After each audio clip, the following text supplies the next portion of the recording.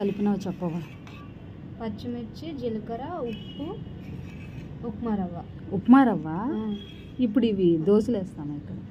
అప్పడాలు వేస్తాం. ఒక గ్లాసు ఉప్మా రవ్వకి 8 గ్లాసులు నీళ్ళు పోసుకోవాలి. ఓకే అమ్మాయి, నేను కూడా ట్రై చేస్తాను. నువ్వు ఫస్ట్ ట్రై చేయి. ఎండిపోతాయా?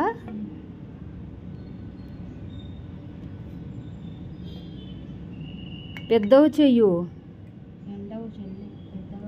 గరిట లేదా? గరిట, చారు గరిట ఉంటే ఇలా వచ్చి అలా వేసేవచ్చు. ఒలగదు కదా, వెళ్ళిపోతుంది.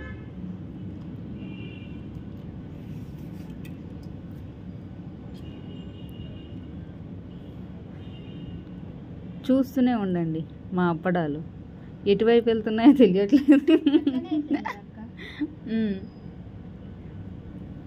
ఓకే, ఇక్కడ నుండి సమానంగా ఇయ్యు. నేనే ఇస్తాను సంధ్య, ప్లీజ్.